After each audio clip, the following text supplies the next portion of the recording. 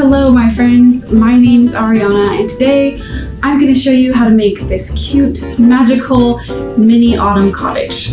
If you've been around my channel, you know that I love autumn tiny houses. I'm actually building one right now, so if you haven't seen that video, go check it out.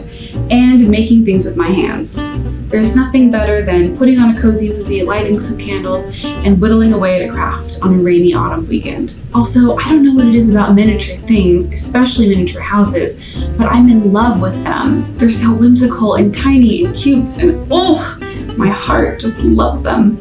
I imagine cute little stop motion creatures living inside my fairy cottage and, just milling around the yard, having a cute little life. So, Tiny Chef or India Rose Crawford, if you ever need help making sets, I'm your girl.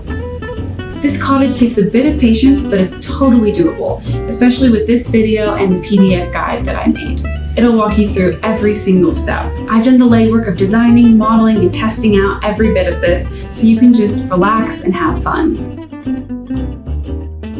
The PDF includes templates for you to trace, detailed instructions on which materials you need and where to buy them, tips and tricks on how to use different mediums, and so much more.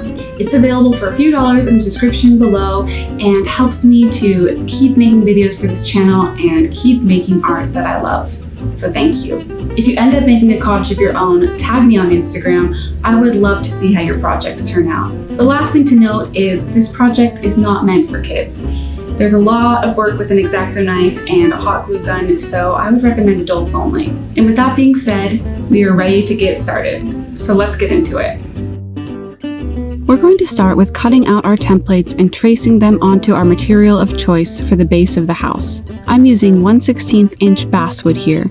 1/16 inch basswood is great because it's strong enough to hold the weight of all the stones we will be adding to the walls later, but thin enough to cut by hand. If you're not great with an X-Acto knife, an easier option that could work for the base substrate is thin foam board.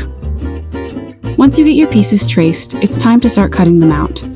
Go very slowly while doing this. When cutting through 16th inch basswood, you will not be able to make the cut in one pass. You will have to make 3 to 5 medium pressure passes over the portion you want to cut. Cutting with the grain will be much swifter and easier than cutting against the grain, so take care on the pieces that go against the grain.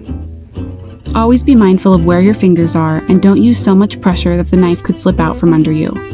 This is especially important while working on the curved cuts, because these will go against the wood grain.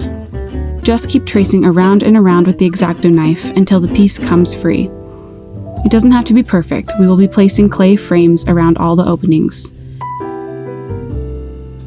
Next up, we'll make our clay window frames.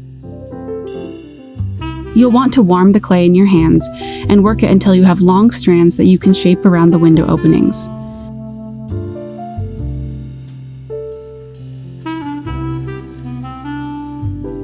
It's helpful to use pointy tools to push the clay into place. I have my X-Acto and a metal needle tool, but you could just use toothpicks.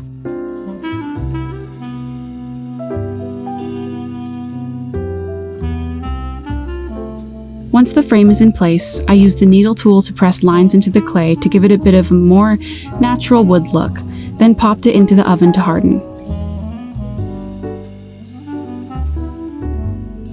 When your clay has baked and cooled, glue it to your wood pieces. I use super glue for this because it's more precise and less messy than hot glue.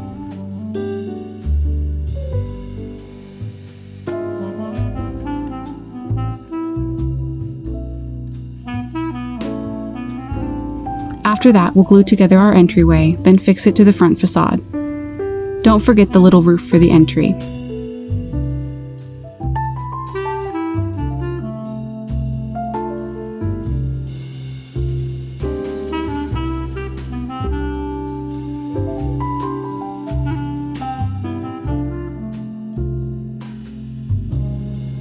Now it's time for the fun part, mortaring the house to add the stone siding.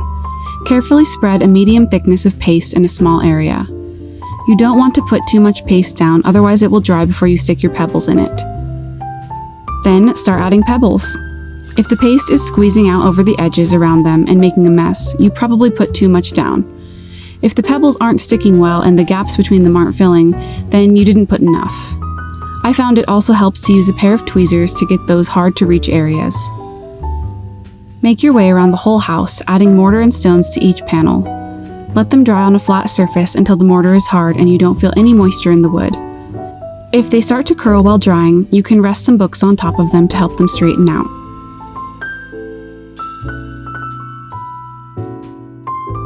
When your house panels are completely dry and stiff, assemble the house with hot glue. Add a liberal amount of glue to the inside corners. No one will ever see this, and it will make sure the seams never come apart.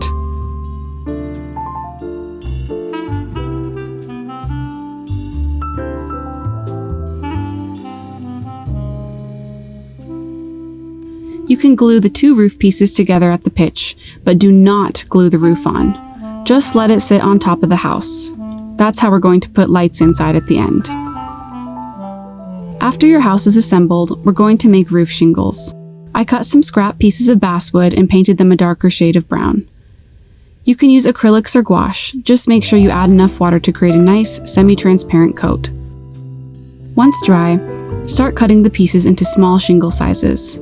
For a more realistic effect, cut the shingles at different widths. Don't make them all the exact same size. Continue this process until you have a giant pile of baby shingles, then start supergluing them to the roof. Start at the bottom edge and work your way up, just like a real roofer would.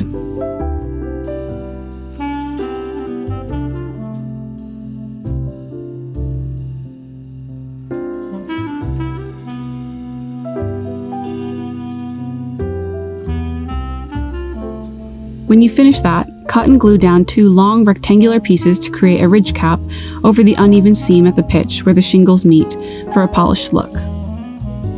Adding a clear coat to the roof in satin will really make the color pop and add dimension, so go ahead and do this as your final step.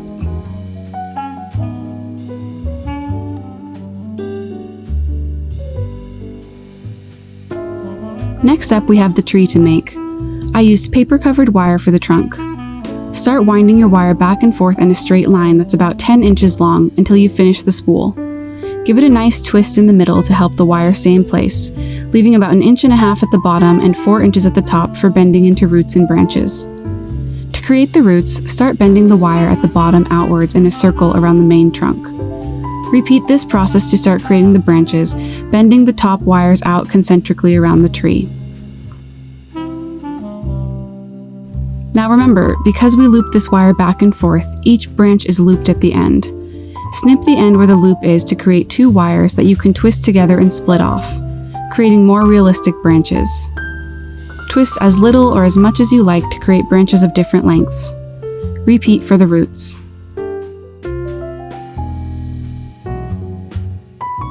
When you have a shape you like, it's time to move on to adding the leaves. I used dried botanicals from the craft store for the leaves.